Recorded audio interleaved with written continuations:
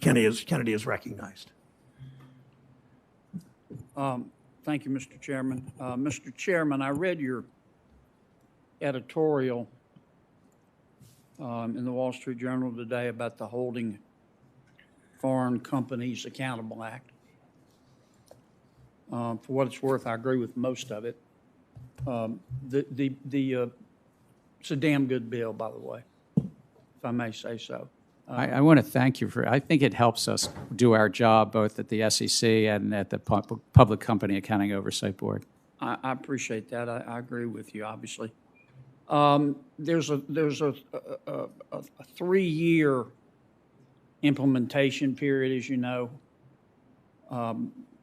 Foreign companies, including our friends in China, have 3 years to comply.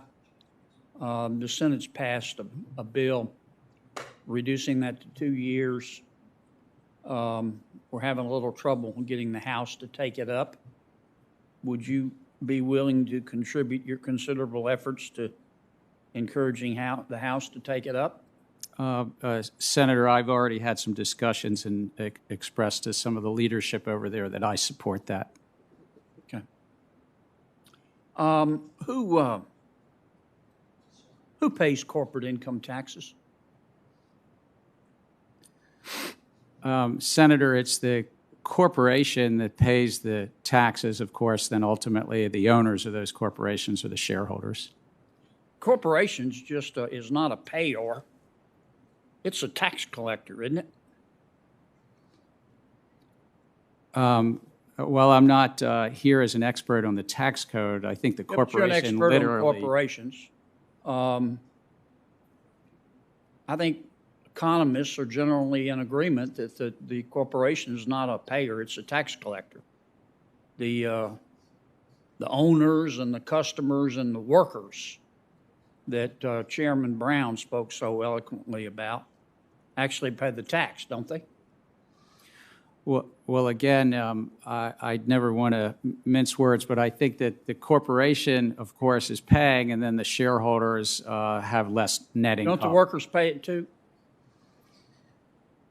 I think that it's a cost of the corporation. Like all costs of the corporation, those costs compete with each other. Even the cost of the real estate. Do the workers pay it? I'm just trying to.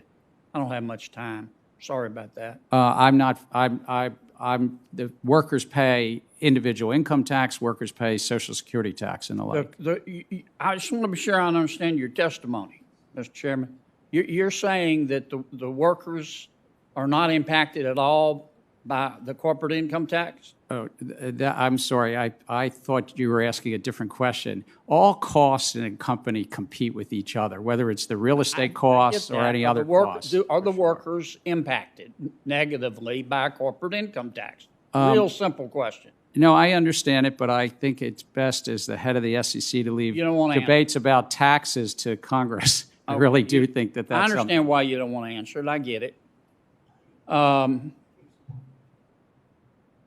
Look, I don't mean any disrespect to you. I followed your career. You've had quite a career in public service. You've made a lot of money on Wall Street. I respect that. I honor that. But as to the people and the companies that you regulate as chairman of the SEC, do you consider yourself to be their daddy? No. Then why do you act like it? I try to take the oath of office seriously that the SEC is set up to promote investor protection and facilitate capital formation and that which is in the middle. But why do you impose your personal preferences about cultural issues and social issues on companies and therefore their customers and their workers? Like climate change and the Second Amendment. I mean, I'm sure you have personal feelings about abortion. Do you have plans to implement or impose those values on companies? So I want to thank you for the compliment you gave me, and I've followed your career and have the deepest respect for you too, sir. I think that I am not doing that. I think what I've been trying to do is say, if investors want information about climate risk, and it looks like tens of trillions of dollars of assets under management of asking, we at the SEC have a role to put something out to notice and comment, do the economic analysis, and really see what investors are saying. It's really in that narrow set of chalk lines that we're operating. Thank you, Mr. Chairman. Thanks, Senator Kennedy. Senator Tester from Montana.